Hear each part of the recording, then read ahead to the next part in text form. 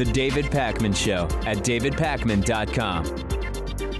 Welcome to the bonus show. New York City Mayor Bill de Blasio is going to be declaring his candidacy for the presidency today. Might even have happened by the time you listen to or watch this. According to a campaign spokesperson, he joins almost 24 other candidates who are already competing for the Democratic nomination.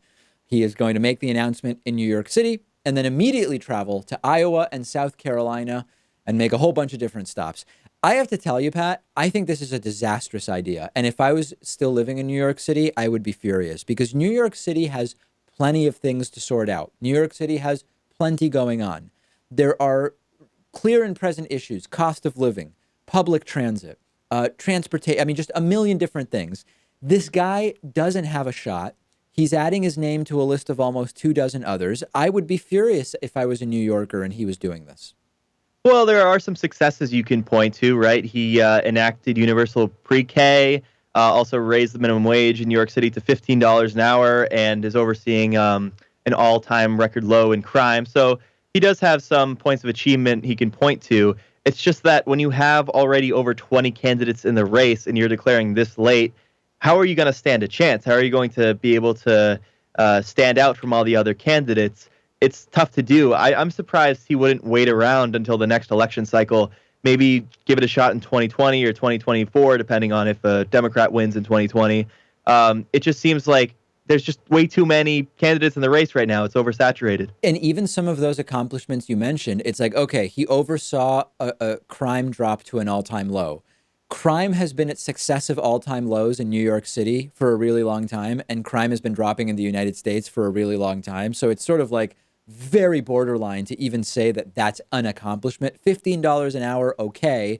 But again, people are talking about $15 an hour nationally. New York City's cost of living is very different, and it makes it much easier to have that minimum wage.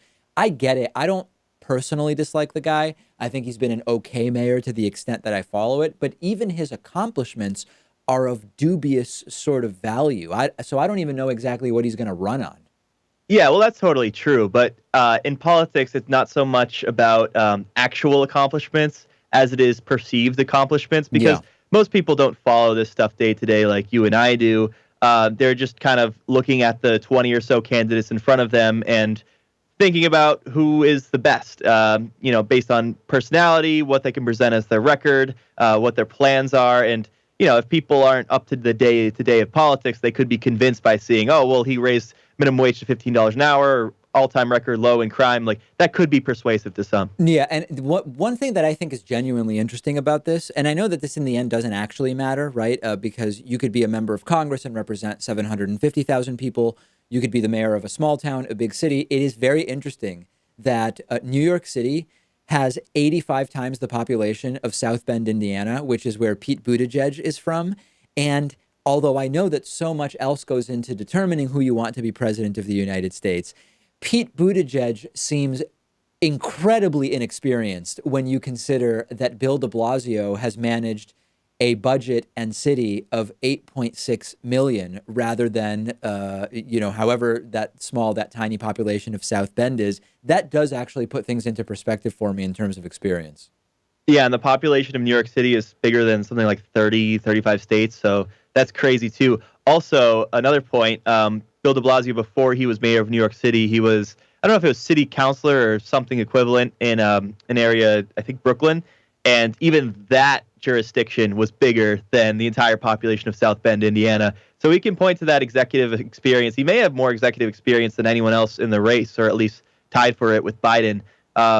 So I think he does have a case to be made, but he's declaring so late that it's going to be tough to get him on the debate stage. The maximum number of candidates to be on the debate stage for the first two debates in June are 20.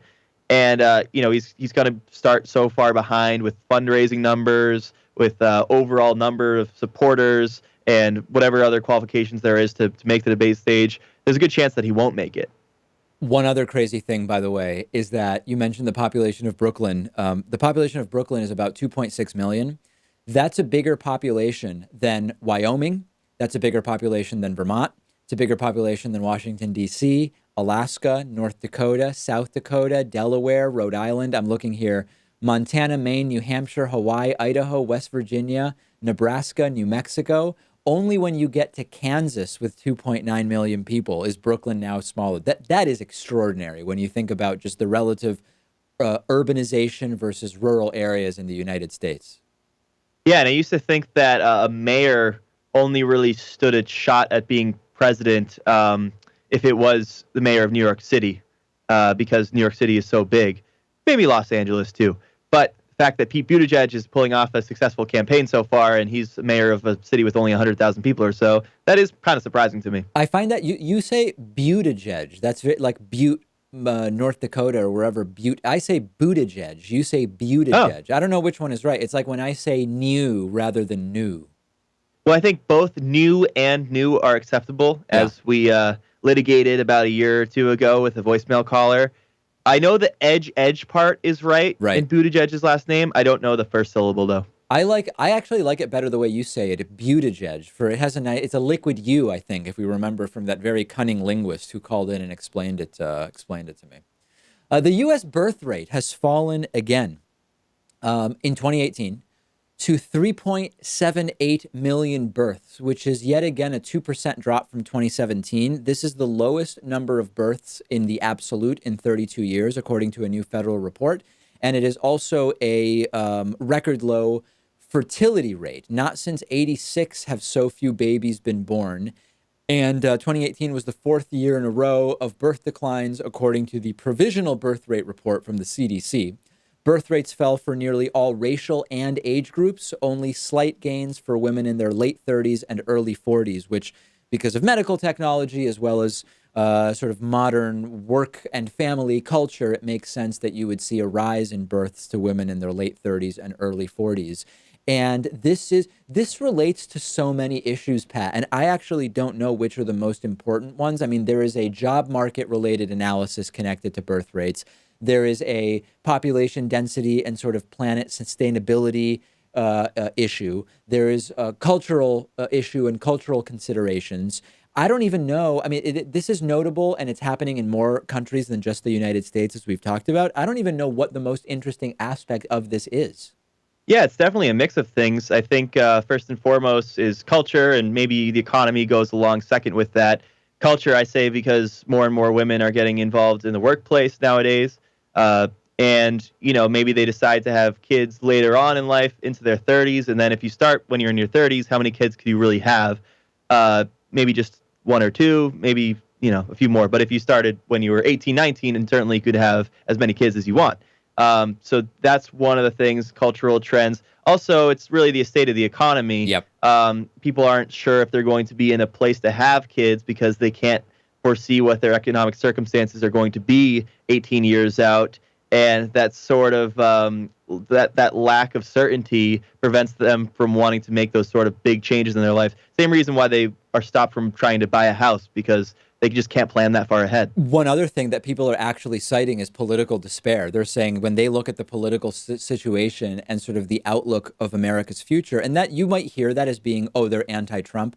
Some of them are, but some of them are just seeing what's going to be, aside from left or right, probably accurately described as intractable political disagreements for the next many, many years. Politics is also keeping people from having kids, which wouldn't rank high for me. Like I could see overpopulation reasons. I could see sort of a very fatalistic thing. Like, listen, we're all dead anyway when the sun expands and engulfs the earth. So what difference does it make if I have kids? All of those things appeal to me more as reasons that I would potentially use to justify not having kids. Just like there's going to be political intractability and impasses, it doesn't rank that high for me. Well, maybe climate change falls under the umbrella of political reasons. Now, it shouldn't be, because climate change should be apolitical, but unfortunately in the United States, it is political. Maybe parents don't want to raise children knowing full well that by the time the children grow up to be adults, and certainly in their later years in life, there's going to be many, many problems due to climate change, more extreme weather events, more fighting over limited resources. Who knows what that world will be like? But I don't think that would be a primary consideration for me in determining if I was going to have kids or not. I mean, and it's crazy because everything you've said is completely accurate, and yet I still don't feel as though it would be a primary determining factor in whether I do or don't have kids. And we've gotten calls from people actually making that exact argument that you're making, the anti-natalist movement, as they call themselves. So that's that, and we'll see what the numbers look like for 2019. Dan Bishop, a state senator and one of the authors of North Carolina's disgusting bathroom bill meant to inconvenience trans people effectively, has defeated 9 other Republican candidates to clinch the Republican nomination for that redo election of North Carolina's 9th congressional district. Now, this goes all the way back to November of 2018. We still don't know who is ultimately going to be representing North Carolina's 9th district. You might remember that the Republican very narrowly won over Democrat Dan McCready, but ended up stepping down because it became completely obvious, completely undeniable that absolutely disgusting election fraud had taken place by Republican activists, maybe in concert with the candidate, maybe not. In any case, and what was the guy's name that won but now is no? I totally forgot the guy's name.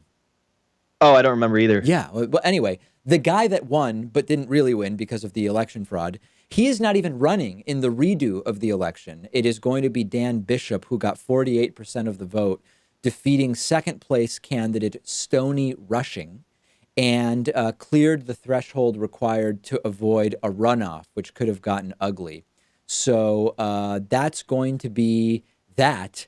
And we will see who ultimately wins. But listen, 1 ± 1 for Democrats in the House right now is not going to be a decision maker in any way. But still, if this is one Democrats can get back, Pat, it expands a very significant House pickup even further. Yeah, we still want to pull off the win here, and it's an open question. You'd think that because Republicans got caught with this election fraud scandal, that would hurt them, but I don't know if that directly impacts voters, especially when a different candidate is going to be on the ballot this time around. Right. And there's a lot of uncertainty with this race because Trump won this district by 11 points in 2016, and then McCready, the Democrat, lost by only 905 votes. So right. It seems like it's a toss-up at this point.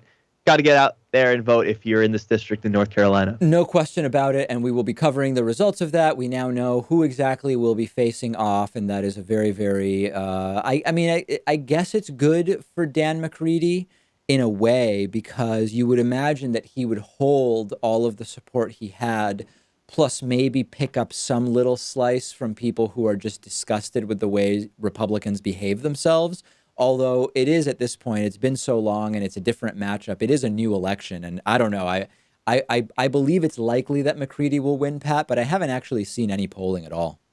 I think what would have been the best case scenario would have been if Dan Bishop didn't win on the first ballot. Yeah. He won 48% of the vote. If he, I don't know exactly what the threshold would have been, but if he didn't quite reach that threshold, there would have been a runoff election. And the general election for this race would have been pushed back to later in the year. If that had happened, then I think the Republican Party there would have had to spend so much more of their resources, like just carrying out that election. Certainly, Dan Bishop would have to waste a lot of his election funds just getting to the general election, and that would have been the best case scenario for Democrats. But I still do think that they have a shot at winning this. Yep. I mean, if I had to bet, and I don't bet, and I don't have to bet, and I haven't looked at any polls, but if someone showed up right now and said, you have to bet on this, I'm betting on Dan McCready, and we'll hopefully get those. Hopefully someday I will be coming to you and saying, we expanded the 2018 midterm pickup by a seat in North Carolina's 9th district. That does it for today. Thanks for joining me. New show, new bonus show tomorrow. The David Pakman Show at davidpakman.com.